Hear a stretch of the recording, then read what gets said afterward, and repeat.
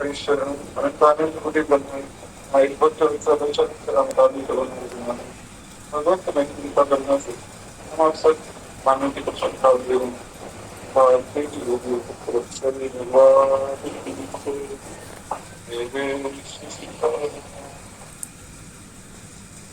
तो कल की लगा बच्चों को जिसके बाद और मंत्रा माता के तो सब की भक्ति बढ़ रही है और वे जो मंत्रा की बात पर विश्वास भी करते हैं।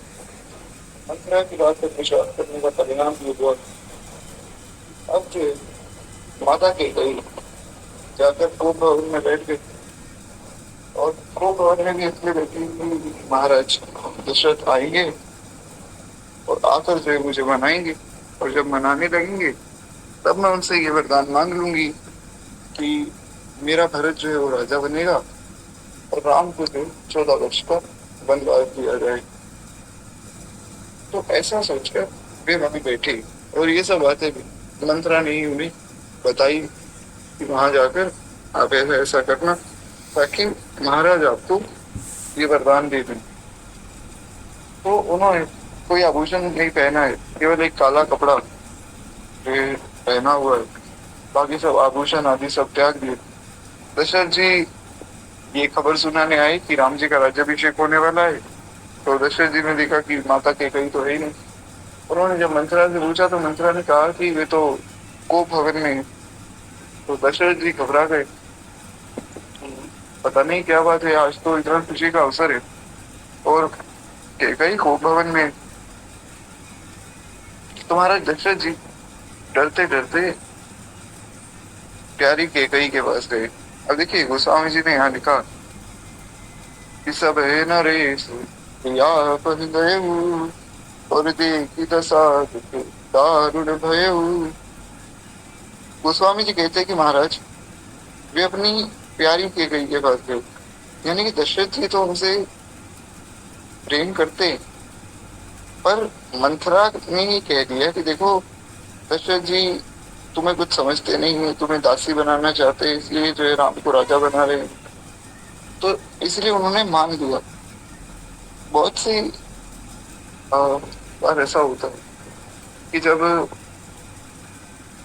लोग आपस में बातचीत करते नहीं, मान लीजिए दो भाई है आपस में तो बातचीत कर नहीं रहे और कोई तीसरा व्यक्ति आकर उन्हें एक दूसरे की कोई बात बताता है कि देखो तुम्हारा भाई तो ऐसे कह रहा था। तो उससे क्या है कि घर में लड़ाई ज्यादा हो जाती है, इससे बचना चाहिए। ये रामायण हमें शिक्षा दी रही है। बहुत बार ऐसा होता है कि जब हम सामने वाले के बारे में कुछ अगर सुनते हैं तो हमें एक बार पूछ लेना चाहिए कि क्या सच में ऐसा है या नहीं। तो इससे क्या है, कला जो है वो नहीं होती और जिस घर में कला नहीं होती उस घर में कलयुग नहीं होता है। और ये बात मैं नहीं कहूँ, ये बात जितने भी हमारे संत हुए ये सब कहते हैं कि जिस घर में नित्य रामचरित मानस का पाठ होता है और जिस घर में सब लोग आपस में प्रेम से रहते हैं उस घर में कलयुग का प्रवेश वर्जित है, वहां कलयुग नहीं आ सकता है। खैर गोस्वामी जी कहते हैं कि महाराज दशरथ ने देखा कि माता की कई जमीन पर पड़ी गई, पुराना मोटा कपड़ा लपेटा हुआ है, आभूषण कोई है नहीं, जैसा कि मैंने अभी आपको वर्णन करके बताया वैसा ही गोस्वामी जी लिखते हैं।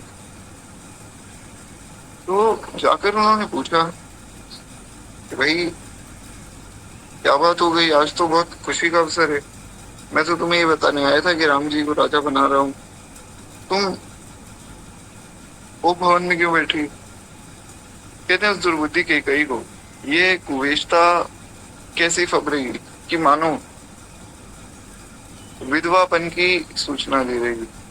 अब यहाँ पर एक बात समझनी होती है, गोस्वामी जी कहते हैं कि ऐसा लग रहा है मानो वो विधवा हो गई, ऐसी शोभा माता के कई को ये वस्त्र दे रहे हैं। बहुत सी चीजें होती है जो हमें नहीं करनी चाहिए, जैसे एक सुहागिन स्त्री को ऐसा काम नहीं करना चाहिए जैसा माता के कई ने किया। पर वही फिर भी करती, ना कोई आभूषण है और ऊपर से ये सुंदर वस्त्र और उतार के एक काला कपड़ा पहना हुआ है। तो ये सब चीजें नहीं करनी चाहिए, चाहे मजाक में हो या कैसे भी हो। ये सब करने से हानि नहीं चाहिए। खैर, गोस्वामी जी कहते हैं कि इसीलिए यहाँ पर दशरथ जी ने सोचा कि भाई मैं तो जिंदा हूँ, ये पता नहीं क्यों ऐसे बैठे, आज तो लगता है कुछ बहुत ज्यादा विशेष हुआ है, आज कोई बहुत ज्यादा ही बड़ी बात है जो ये इतने ज्यादा क्रोधित है। तो दशरथ जी ने पास जाकर पूछा कि हुआ क्या है, बात क्या हो गई, आप मुझे ये बताइए। जाई निकट नृप कह मृदुवानी, प्राण प्रिया के हे तुरिसानी। उन्होंने जो है माता कैकेयी के निकट जाकर कुछ वचन कहे। वे कहते हैं कि भाई कैकेयी, देखो आज तो बहुत अच्छा दिन है, बहुत अच्छा अवसर है, हम बड़ी प्रसन्नता का समाचार सुनाने आए, लेकिन वहां जाकर पता लगा कि तुम तो यहाँ बैठे हो और यहाँ पर आकर देखा तो तुम बहुत रूठी हुई हो। बात क्या हो गई, किस बात से रूठी हो, ये बताओ। तो गोस्वामी जी बहुत सुंदर छंद लिखते हैं, इसमें भी वर्णन करते हैं कि दशरथ जी और माता कैकेयी के बीच में संवाद क्या चल रहा है। बड़ा प्यारा छंद है। गोस्वामी जी कहते हैं कि हे तुरानी रिसान पर सत पानी पीतहि निवारहि, मानहु सरोष भुवंग धानी, विषम भाति निहारहि, दो बासना रसनाद संदर, मरम हारहु देखहि, तुलसी नृपति भव भयत आर, बस काम कौतुक लेखहि, बस काम कौतुक लेखहि, बस काम कौतुक लेखहि। बड़ा प्यारा भाव। कहते हैं रानी इसलिए रूठी हूँ, ये कहकर राजा जो है उसे हाथ से स्पर्श करते हैं तो वे उनके हाथ को हटा देते हैं। दशरथ जी घबरा गए कि ये तो लगता है बहुत ज्यादा बड़ी बात है। दशरथ जी ने हाथ आगे किया तो उन्होंने हाथ हटा दिया।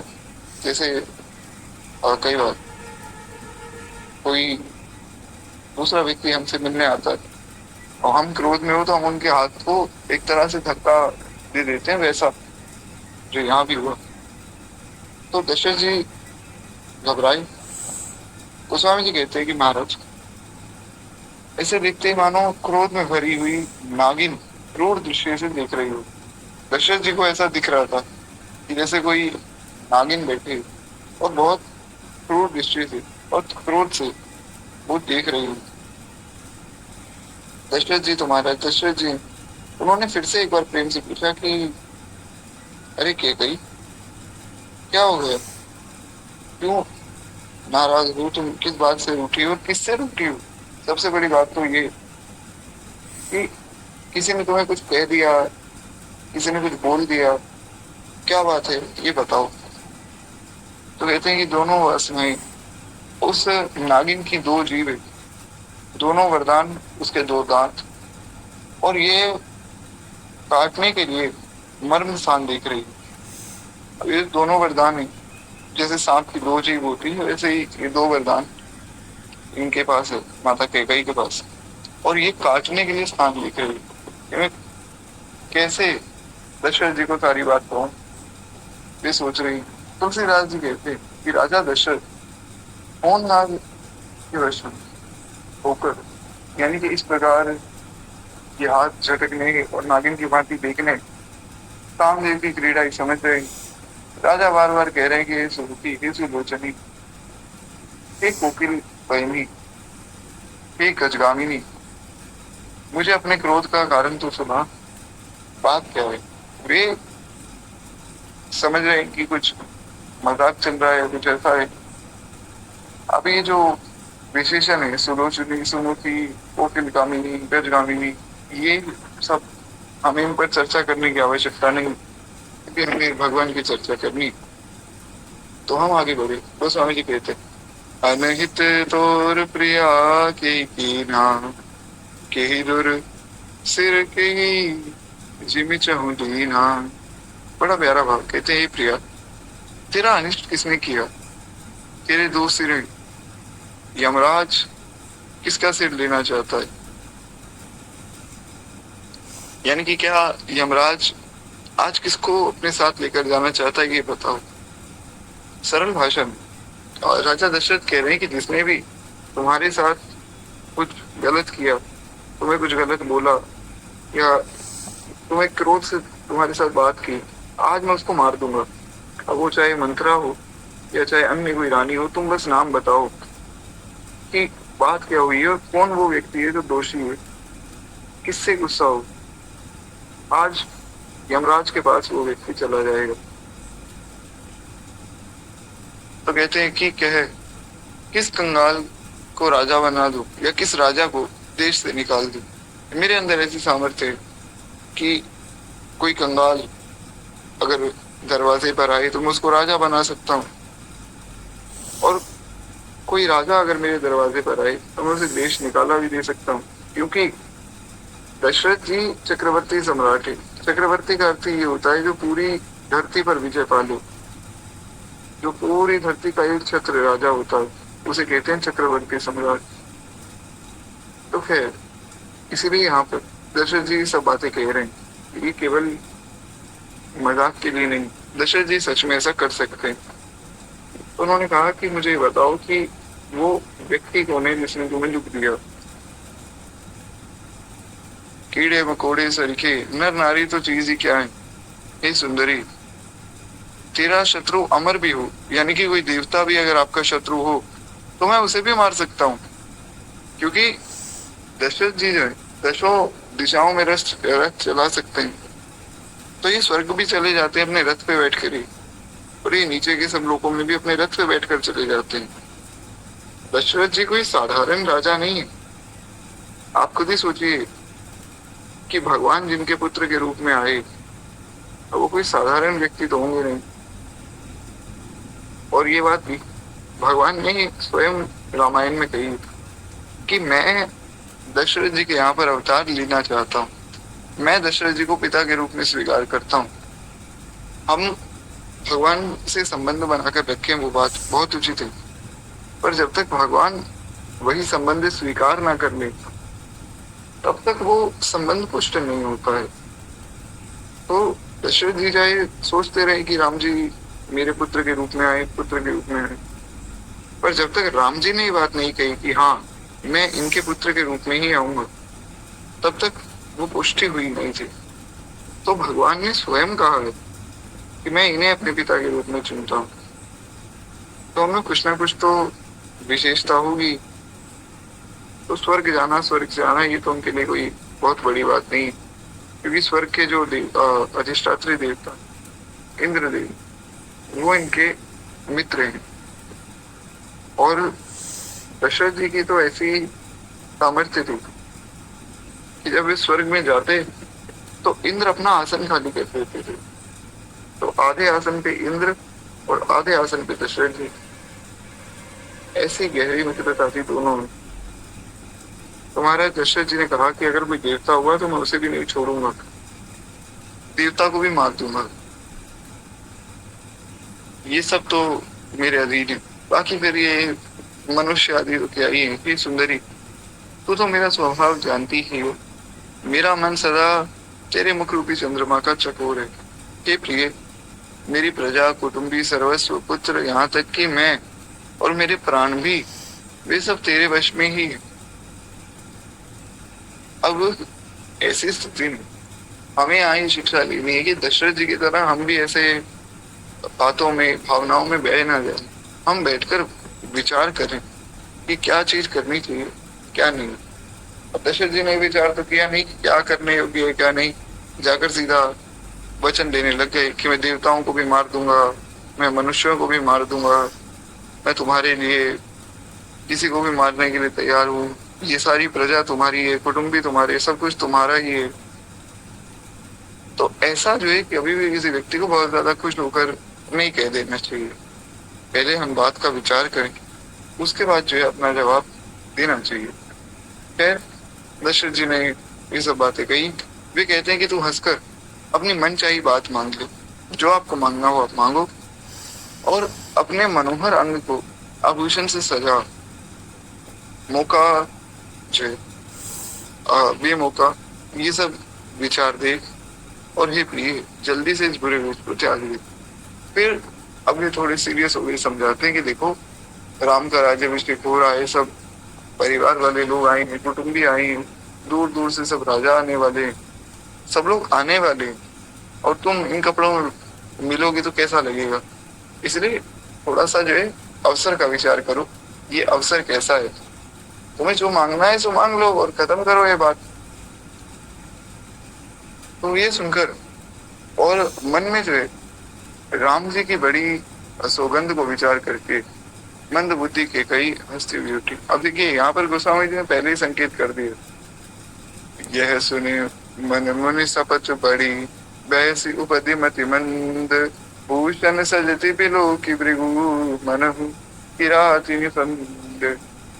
राम जी ने एक शपथ ली थी, और इसकी कथा हमें आनंद रामायण में प्राप्त, अध्यात्म रामायण में प्राप्त होती है। हुआ क्या कि एक दिन भगवान अपने मित्रों के साथ खेल रहे थे, और माता कैकेयी कुछ काम कर रही थी। तो श्री राम जी खेलते खेलते माता कैकेयी के पास आए और उनकी आंखों पे हाथ रख दिया। हाथ रख दिया तो माँ कैकेयी ने पहचान लिया, कह रहे ये तो राम है। तो भगवान ने कहा कि माँ, मैं तुमसे कुछ मांगना चाहता हूँ। माता कैकेयी ने कहा, मांगो बेटा, जो मांगना है सो मांगो। भगवान ने कहा, ऐसे नहीं, पहले आपको ये वचन देना होगा कि जो मैं मांगूंगा तो आप मुझे देंगे। उसमें फिर कोई किंतु परंतु कुछ नहीं, जो मैं मांगूंगा आपको वचन देना है कि वो आप मुझे दे देंगे। तो माता कैकेयी ने कहा कि ठीक है, तुम मांगो तो सही। भगवान ने 3-4 बार पहले कंफर्म किया कि आप दे दोगे ना। माता कैकेयी ने कहा कि हे राम, तुम मुझे इतने प्रिय हो कि तुम अगर मेरे प्राण भी मांग लेते हो ना, तो मैं एक क्षण भी नहीं लगाऊंगी, मैं तुम्हें अपने प्राण भी दे दूंगी। माता कैकेयी को साधारण नहीं समझना चाहिए। जिनका पुत्र साक्षात परम भागवत भरत जी जैसा हो, वो साधारण तो नहीं हो सकती। क्यों? क्योंकि गोस्वामी जी कहते हैं, पुत्रवती नारी ही वही है जिनका बेटा भगवान श्री राम का भक्त है, यानी कि भगवान का भक्त है। अब वो ऐसा नहीं कि केवल राम भक्त ही, कृष्ण भक्त भी हो सकता है, वो नारायण भक्त भी हो सकता है। कहने का अर्थ यह है कि केवल वही नारी पुत्रवती जिनके यहाँ पे भगवान के भक्त का जन्म होता है। और ये मैं नहीं कह रहा हूँ, ये बात गोस्वामी जी कह रहे हैं कि अगर कोई ऐसी स्त्री जिनके यहाँ पे भगवान के भक्त का जन्म नहीं होता है, सो वो तो फिर बांझ ही जो है ठीक है, फिर तो जो है कोई संतान होनी ही नहीं चाहिए। गोस्वामी जी कहते हैं कि महाराज, स्त्री का एक कर्तव्य है कि वो अपने बच्चों को भगवान का भजन देता। ऐसा तो है नहीं कि हर जो छोटा बच्चा है वो प्रहलाद जी जैसा है कि वो पेट से ही सब बातें सीख कर आया है। ये तो माँ का कर्तव्य है कि वो भगवान के बारे में बताए, समझाए, तभी वास्तव में उनकी जो ममता है वो धन्य होगी। खैर, तो माता कैकेयी ने कहा कि राम, तुम मांगो, जो तुम मांगोगे सो मैं तुम्हें दूंगी। राम जी ने कहा कि माँ, मुझे तो एक वचन चाहिए कि जब मेरा राज्याभिषेक पिताजी करेंगे उस वक्त आप पिताजी से एक वरदान मांग लेना। माता कैकेयी को लगा कि शायद राम जी, क्योंकि भगवान का स्वभाव तो सरल है ही, तो उन्हें लगा कि देखो इनका शील स्वभाव है, तो इन्हें शायद पिताजी से ये बात कहने में शर्म आती होगी, तो शायद ये कहने वाली होंगी कि आप पिताजी को कह दो जल्दी से जल्दी मेरा राज्याभिषेक हो जाए। माँ ने कहा, हाँ राम, मैं कह दूंगी कि जल्दी से जल्दी तुम्हारा राज्याभिषेक हो। अभी तो तुम जो पढ़ रहे हो, विद्यार्थी हो, जब पढ़ लिख के तुम जब गुरुकुल से आओगे तब मैं अवश्य कह दूंगी। राम जी ने कहा, नहीं नहीं, बात वो नहीं, मैं ये कहना चाहता हूँ कि जब मेरा राज्याभिषेक हो रहा होगा, आप पिताजी से मेरे लिए 14 साल का वनवास मांग लीजिएगा। अब जैसे ये बात सुनी तो महाराज माता कैकेयी के पांव तले जमीन खिसक गई। ये सब बातें, जो रहस्य की बातें, वो बातें गोस्वामी जी ने कवितावली में भी लिखी है। जो कवितावली ग्रंथ है गोस्वामी जी का, वो बहुत अद्भुत ग्रंथ है। उसमें बहुत सी सुंदर लीलाएं हैं, बहुत सी लीलाओं का विस्तार है। जो रामचरितमानस में हम लीलाएं सुनते हैं, उनके पीछे क्या लीला है, उनके क्या क्या रहस्य है, ये सब बातें गोस्वामी जी ने अपने ग्रंथ कवितावली में लिखी। खैर, अन्य रामायण में भी बहुत वर्णन है।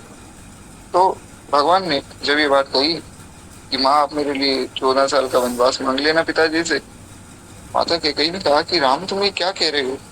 अरे तुम अभी बहुत छोटे हो, तो शायद तुम्हें समझ नहीं आ रहा है कि तुमने क्या बात बोल दी। पर ये बात ऐसा बोलनी नहीं चाहिए, किसी और को मत बोलना।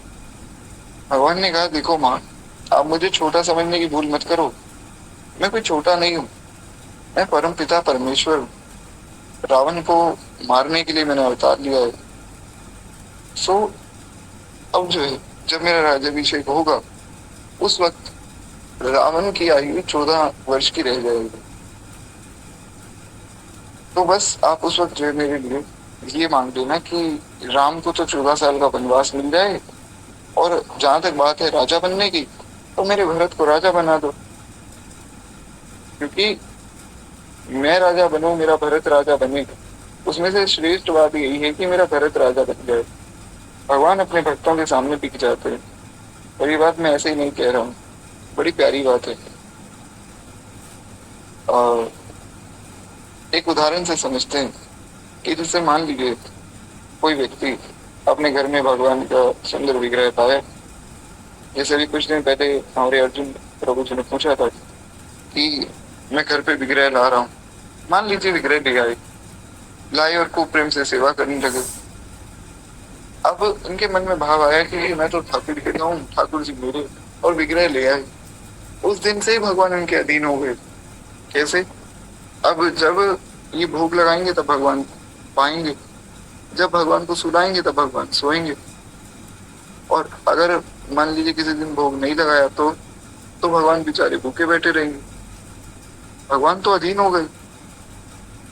अब मान लीजिए किसी दिन किसी व्यक्ति को सुबह 4 बजे कहीं जाना है, ट्रेन पकड़नी है, और वो व्यक्ति सुबह सुबह ही भगवान को स्नान आदि करा के, आरती करके, भोग लगा के और अपना निकल गया 2:30-3 बजे। अब भगवान ही थोड़ी कहेंगे कि भैया जाना तुम्हें था, उसमें मेरी क्या गलती है, मुझे सुबह सुबह 1 बजे उठा के और तुम मेरी पूजा क्यों कर रहे हो? बोला भगवान तो भक्त के अधीन है, संत के अधीन तो है ही। एक साधारण सदगृहस्थ के अधीन भी भगवान हो जाते हैं। भगवान कितनी करुणा में, इस बात को कह पाना संभव ही नहीं। खैर, एक बार प्रेम से बोलिए भक्त वत्सल भगवान की जय। भगवान में अपार करुणा। तो भगवान ने कहा कि देखो मेरा भाई भरत राजा बन जाएगा, मुझे बहुत प्रसन्नता होगी। क्योंकि राजा तो बहुत हो सकते हैं, पर भरत जैसा राजा संभव ही नहीं। भरत जी परम भागवत, परम वैष्णव है, तो इनके जैसा राजा कोई हो, वो सारे संसार को प्रेम प्रदान कर सकता है। हमने सुना था जब भरत जी का नामकरण हुआ था, तब गुरुदेव वशिष्ठ ने यही बात कही थी, विश्व भरण पोषण कर जोई, ताकर नाम भरत यस होई। गुरुदेव वशिष्ठ ने भी ये बात कही थी कि जो पूरे विश्व का भरण पोषण करते हैं उनका नाम भरत होगा। खैर, एक बार प्रेम से बोलिए श्री भरत जी महाराज की जय। तो कहते कि महाराज इस प्रकार भगवान ने वचन लिया था। अब जब भगवान ने वचन लिया तो माता कैकेयी ने कहा कि देखो वैसे तो मेरा मन बिल्कुल भी नहीं, पर तुम कह रहे हो तो बहुत सोच विचार के कह रहे हो। तो फिर माता कैकेयी ने कहा ठीक है, जैसा तुम कह रहे हो राम, मैं वैसा ही करूंगी। भगवान ने कहा पर इसमें एक बात है जो थोड़ी गलत है। माँ ने पूछा कि क्या? भगवान बोले कि इसके लिए जो है आपको अपने ऊपर बहुत लांछन लगवाने पड़ेंगे, क्योंकि लोग आपको ताने मारेंगे। लोगों को ये थोड़ी पता है कि आपकी और मेरी ये बात हो रही है। आप किसी को ये बात बताना मत कि मैंने ही आपसे वरदान मांगा है। लेकिन लोगों को ये बात नहीं पता है कि मैंने आपसे खुद वरदान आके मांगा है और ऐसे ऐसे सब बात है, तो लोग आपको गलत ठहराएंगे। भगवान बहुत बार भक्त की परीक्षा लेते हैं, और वास्तव में भक्त वही है जो उस परीक्षा में उत्तीर्ण हो। अब जो परीक्षा में हार मान जाए वो फिर भक्त कैसा। माता कैकेयी ने कहा कोई बात नहीं राम, तुम्हारे लिए लांछन क्या, तुम्हारे लिए तो लोग अगर मुझे आजीवन मुझसे बातचीत भी बंद कर दें, मैं उसके लिए भी तैयार हूँ। बस तुम प्रसन्न रहो, यही मेरी प्रसन्नता है। और यही है वास्तव में भक्ति। जो व्यक्ति भगवान की प्रसन्नता में प्रसन्न है, वास्तव में वही भक्त है।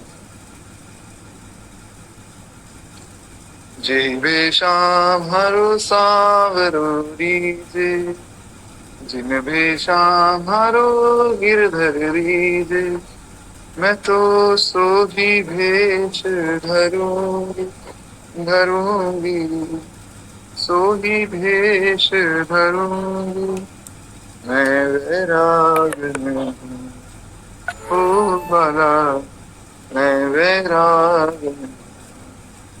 बड़ा प्यारा भाव है। श्री मीराबाई कहती कि जिस वेश में मेरे ठाकुर जी प्रसन्न होते हैं, मैं तो वो वेश धारण करूंगा। मुझे संसार से कोई मतलब नहीं। संसार चाहे मुझे अच्छा कहे बुरा कहे, उससे मुझे कोई मतलब नहीं। बस वैसा ही शुद्ध भाव माता कैकेयी का। अब आप सोचिए कि जो लोग इस कथा को नहीं जानते, वो लोग कितना बड़ा लांछन माता कैकेयी पे लगाते हैं, और माता कैकेयी को कितना बड़ा लांछन आज भी सहती, केवल इसलिए कि मेरे राम प्रसन्न है। ऐसा त्याग ना भूतो न भविष्यति, ना कभी हुआ ना हो सकता है। क्योंकि भरत जी जैसे महाभागवत, जिनके लिए श्री जनक जी अपने मुख से कह रहे हैं, जनक जी जो कि ब्रह्म ज्ञानी है, वो अपने मुख से कह रहे हैं, भरत अमित महिमा सुनु रानी, अरे जान ही राम न सकहि बखानी। कहते कि हे रानी, हे सुने ना, तुम भरत की महामहिमा सुनो। भरत की महिमा कैसी है? जान ही राम लेकिन ना सकहि बखानी। स्वयं भगवान श्री राम जानते हैं कि भरत जी की महिमा क्या है, और किसी में सामर्थ्य नहीं है। चाहे कोई देवता हो, यक्ष हो, गंधर्व हो, किन्नर हो, मनुष्य हो, नर नारी, कोई भी भरत जी की महिमा को नहीं जानता है। भगवान के भक्त की महिमा को कोई भी नहीं जान सकता है। केवल और केवल परात्पर परब्रह्म सच्चिदानंद विग्रह भगवान श्री सीताराम जी जानते हैं। लेकिन उनको भी अगर कोई पूछे कि आप भरत का चरित्र गाओ, भरत की महिमा गाओ, तो वो भी वर्णन नहीं कर सकते। ऐसी अद्भुत महिमा है श्री भरत जी की। भरत जी के बारे में गोस्वामी जी लिखते हैं। अब ये सब बातें हम आगे सुनेंगे, विस्तार उस वक्त करेंगे। गोस्वामी जी कहते हैं कि जग जप राम, राम जप जासु। भरत जी कैसे हैं कि सारा संसार राम जी की वंदना करता है, और राम जी भरत जी की वंदना करते हैं।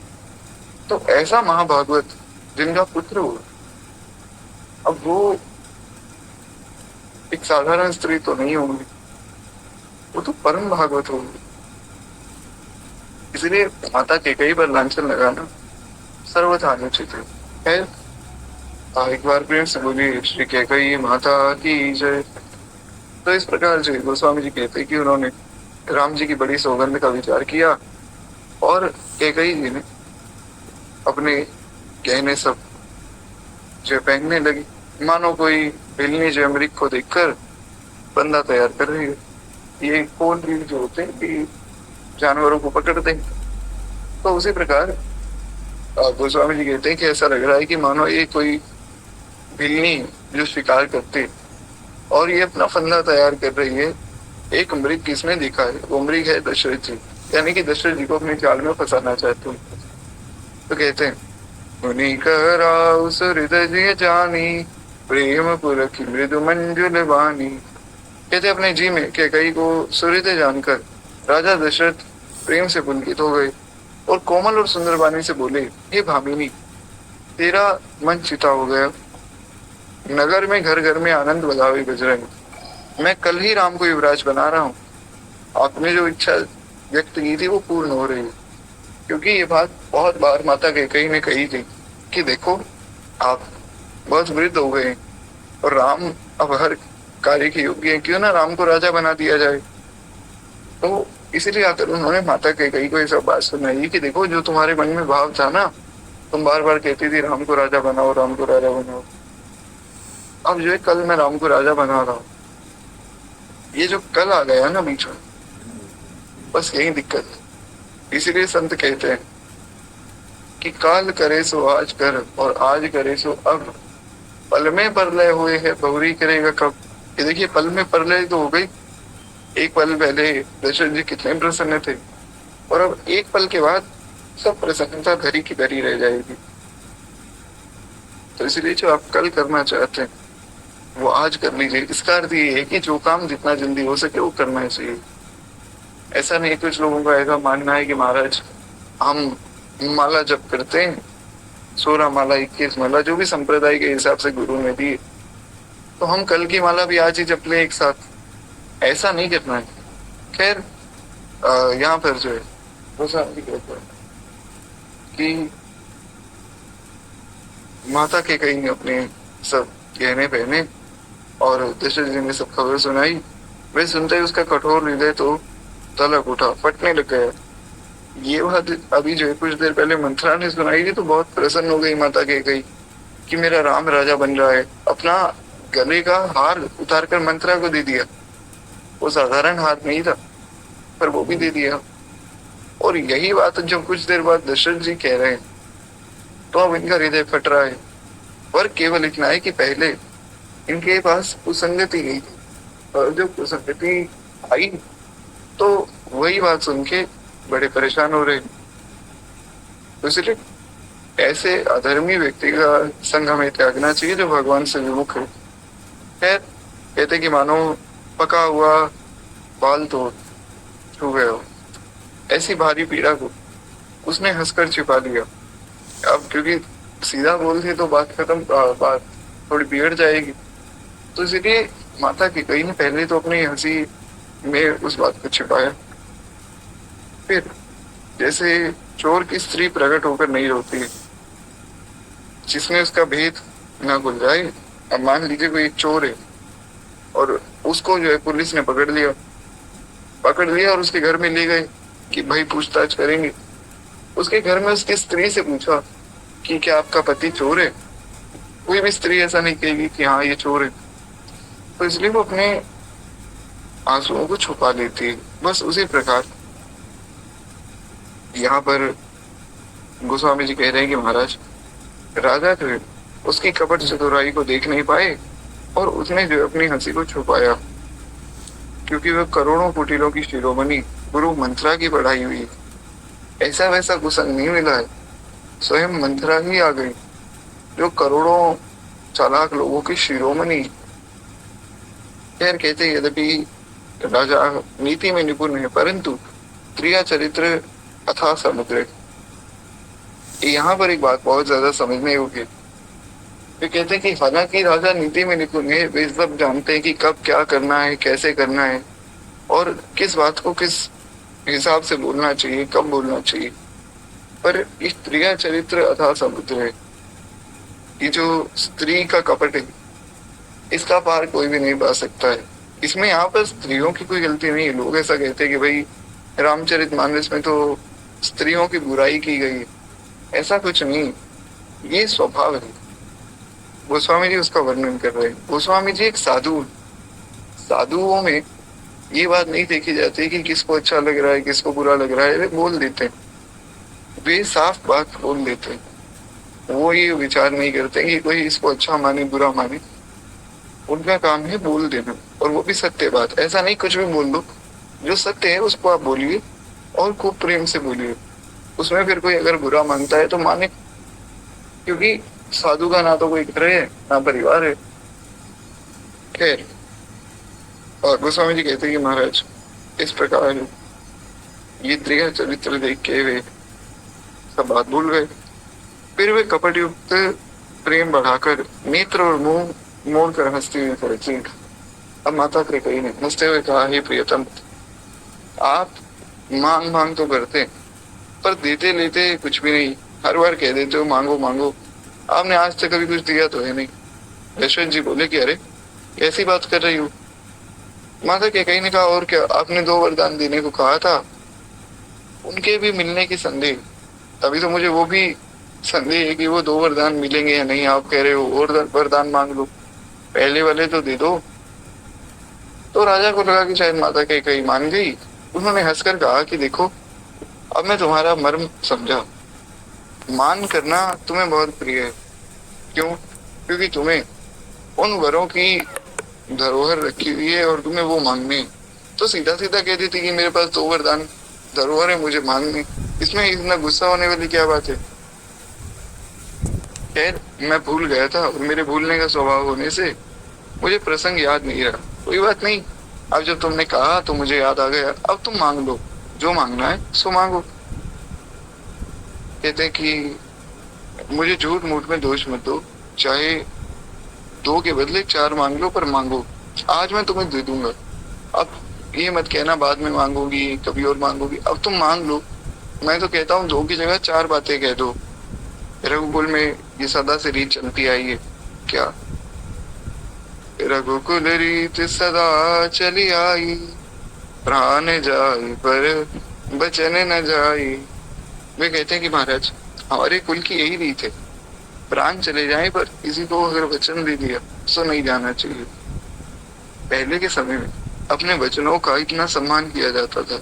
आजकल लोग कुछ भी कहीं भी बोल देते हैं और बहुत सा उनका अपमान भी होता है उसके कारण। वो इसीलिए होता है क्योंकि लोग बिना सोचे विचारे बोलते हैं। बिना सोचे विचारे कभी भी नहीं बोलना चाहिए, और अगर कुछ बोला है तो वो करना चाहिए। खैर, कहते हैं कि तुम जो मांगना चाहती हो सो मांगो। सदा से हमारे यहाँ ये रीति, और असत्य के सामने पापों का समूह भी नहीं। क्या करोड़ों गंगूचियां, अभी जो गंगूचियां एक तरह के जीव है, बहुत छोटे होते, जो कि फसल आदि पे लगकर उसको खराब करते हैं। तो यहाँ पर दशरथ जी कहते हैं, क्या करोड़ों गंगूचियां मिलकर भी एक पहाड़ का सामना कर सकती हैं? सत्य ही समस्त उत्तम पुण्यों का जड़ है। अगर आप कोई पुण्य करना चाहते हैं और आप सत्य के मार्ग पर नहीं है तो आपका वो पुण्य व्यर्थ है। उदाहरण के लिए पूज्य श्री प्रेमानंद जी महाराज की एक रील बहुत चली और बहुत अच्छा लगा वो सुन के। उन्होंने कहा कि देखो, अगर तुम ये सोच रहे हो कि भाई हम तो गलत काम करेंगे, हम रिश्वत लेंगे या काला धन कमा के फिर जो उसको दान आदि कर देंगे ताकि हमें पाप भी ना लगे और हमारे पास पैसा भी आ जाए। पर ये प्रश्न जब किसी ने पूछा तो पूज्य प्रेमानंद जी महाराज ने बड़ी प्यारी बात कही। उन्होंने कहा, देखो, ऐसा कुछ भी नहीं। आपने जो पुण्य किया है तो उसका अलग भोग है, जो पाप किए हैं उसका अलग भोग है। तो अगर आपका नींव ही झूठ है, अगर आप इस बात पे बैठे हो कि हम झूठ से किसी को लूट लेंगे, लूटने के बाद दान आदि कर देंगे, तो वो सब व्यर्थ है। क्योंकि सत्य ही सब पुण्यों का मूल है। अगर आप सत्य के मार्ग पर नहीं है, कितने भी पुण्य कर लीजिए, सब व्यर्थ है। और अगर आप सत्य के मार्ग पर चल रहे हैं और आपके पास बहुत ज्यादा पैसे नहीं है किसी की मदद करने के लिए या किसी गरीब को भोजन करवाने के लिए, तो भी जितना आप करेंगे भगवान उतने में संतुष्ट है। खैर, असत्य जो है ये बहुत बड़ा है। आगे गोस्वामी जी लिखते हैं, वो बालकांड में नहीं, ये चौपाई शायद अरण्य कांड में, जिसमें गोस्वामी जी वर्णन करेंगे बहुत आगे। वे कहते हैं, दूसर धर्म न सत्य समाना, आगम निगम पुराण बखाना। गोस्वामी जी कहते हैं कि महाराज, सत्य के समान दूसरा कोई धर्म ही नहीं। आपसे कोई काम नहीं बन रहा है धर्म के लिए, कोई बात नहीं, आप सत्य के मार्ग पर चलिए। सत्य के मार्ग पे चलना मतलब पहली बात तो झूठ नहीं बोलना, ये तो सब पता ही है। झूठ ना बोल के हमें सच सच बोलना चाहिए, पर सत्य के मार्ग पर चलने का वास्तविक अर्थ ये है कि झूठ ना बोलने के साथ साथ हमारा आचरण भी झूठा ना हो। अगर हमारा आचरण झूठा है तो फिर कोई अर्थ नहीं, सब कुछ व्यर्थ है। खैर, इस प्रकार गोस्वामी जी कहते हैं कि महाराज, ये सत्य बात कहकर दशरथ जी ने कैकेयी को समझाया। समझाकर वे कहते हैं कि देखो, ये जो भी बातें तुम कह रही हो, इनसे मुझ पे झूठे लांछन ना लगाकर तुम्हें जो मांगना है तुम मांगो, और मैं वो आज तुम्हें दे दूंगा। ये बात वेदों और पुराणों में भी प्रसिद्ध है। सत्य मूल सब सुकृत सुहाए, वेद पुराण विदित मन गाए। खैर, इस पर तो हम चर्चा कर ही चुके हैं। कहते हैं कि उस पर मेरे द्वारा श्री राम जी की शपथ करने में आ गई, मुंह से बात निकल गई। वो बोलना नहीं चाहते थे, पर उनके मुंह से बात निकल गई कि जाओ, राम की सौगंध, तुम जो मांगोगी मैं दूंगा। इसी बात का तो वेट कर रही थी माता कैकेयी। जैसे ही सुना कि मैं राम की कसम खाता हूँ, बस उसी वक्त कह दिया, श्री रघुनाथ जी मेरे सुकृत और स्नेह की सीमा है। ये बात थोड़ी समझने होगी। दशरथ जी कहते हैं कि श्री राम जी मेरे पुण्यों की सीमा है। अनेक जन्मार्जितम पुण्यम कृष्ण भक्ति प्रजाए थे। जब किसी व्यक्ति के अनंत जन्म के पुण्य एक साथ इकट्ठे हो जाते, तब जाके उसे कृष्ण भक्ति, राम भक्ति मिलती। तो कहते हैं कि जो राम जी मुझे मिले, ये तो मेरे जितने भी सब पुण्य थे, वो सब आज एक साथ इकट्ठे हो गए, तब जाकर स्वयं और स्वयं अनंत अनंत कोटि ब्रह्मांड के स्वामी भगवान ही मेरे बेटे के रूप में आ गए। तो मैं राम की कसम खाता हूँ। इस प्रकार बात पक्की करा के दुर्बुद्धि कैकेयी हंसकर कहती। अब जो यहाँ पर माता कैकेयी हंसकर कहती है कि मानो उसने कुमत रूपी दुष्ट पक्षी की कुल्ही खोल दी। सरल शब्दों में अगर कहा जाए तो बुरे विचार वाले बाज को उन्होंने छोड़ दिया।